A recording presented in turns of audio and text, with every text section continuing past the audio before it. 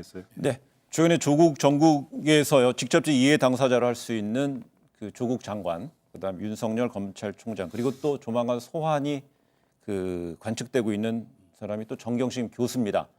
그 정 교수는 오늘 오전에 소셜 미디어를 통해서 딸의 서울대 공익인권법센터 인턴십 관련해서 이 반박 글을 올리면서 이 상당히 자녀와 관련한 언론 보도에 불편한 심경을 또 한번 내비쳤습니다.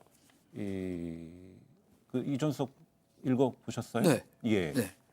뭐 그 아직은 저도 모르겠어요. 예. 언론 보도가 사실인지 아니면 그런 진술을 한 적이 없는데 잘못 흘러나가 그런 얘기가 나왔는지.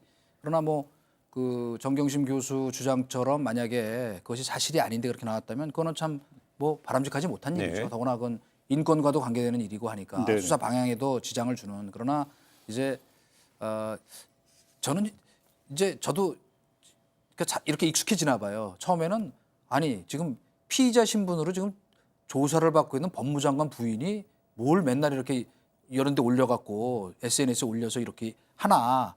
이건 우리 전통적인 어떤 그 가치의 덕목으로 보면은 참 마땅치 않다라고 그래서 생각했는데 이게 앞으로는 이게 뉴 노멀 새로운 규범이 될지 모르겠다는 생각이 드는 거예요. 바로 지금 문준영 그 저 대통령 아들하고 하태경 의원하고 둘이 지금 그 설전 벌이고 있는 것도 네. 과거라면 사실은 대통령 아들이 현직 국회의원하고 이렇게 논란 벌이는 게 무엇이 옳고 그르고를 떠나서 잘했다는 거 아니지만 근데 그걸 이렇게 보면서 저도 이제 이게 우리 시대 변화의 어떤 새로운 이 규범인지도 모르겠다. 새로운 이게 정상인지 모르겠다 생각도 조금 들긴 하나 어쨌건 그럼에도 불구하고 그 권력을 갖고 힘을 가졌다고 생각하는 사람들이 항상 대통령도 말씀하셨잖아요.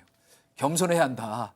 법무장관 부인, 대통령 아들도 권력이거든요. 그러니까 저는 그 말까지만 할게요. 예. 그러니까 아니 이건 간단히 얘기하면 그 공직자라고 해서 공직자의 가족이라고 해서 형사적인 방어권을 행사하면 안 된다라는 헌법 규정도 없고 법률 규정도 없는 거잖아요. 어찌 본다면 오히려 그럴수록 어쨌든 세간의 관심이 더 집중이 될 수 있기 때문에 만약에 그것이 부당한 것이라고 한다면 부당한 것이라고 하면 그거에 대해서 방어권을 행사하는 것은 어찌 보면 당연히 누려야 되는 권리가 되는 것이죠.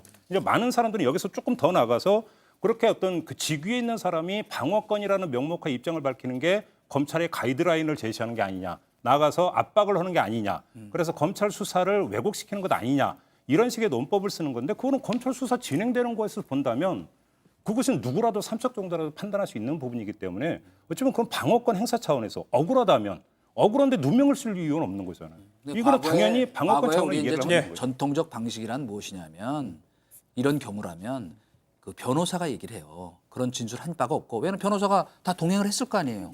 그런 진술을 한 바가 없고 그다음에 이거는 오보니까 정정해달라라고 변호사가 나서 얘기하는데 이건 뭐냐면 그 모성으로서 말하자면 그 감성적인데 호소하겠다는 감성팔이 아니냐는 것 때문에 비판을 받고 있는 겁니다. 미국의 오바마 정부가 지난 다음에 트럼프 행정부가 들어서면서 트럼프 대통령은요 트위터를 통해서 많은 국정을 이어가고 있고요 인사를 하고 있습니다.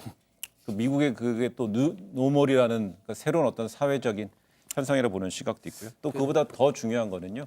이 방어권이라는 얘기가 나왔지만 헌법에는 명확히 개인에 대해서는요. 기본권적 인격권, 인격적 기본권에 대해서는 보장을 하고 있는 걸 명시하고 있기 때문에 그런 차원으로 좀 이해할 수도 있을 것 같고요.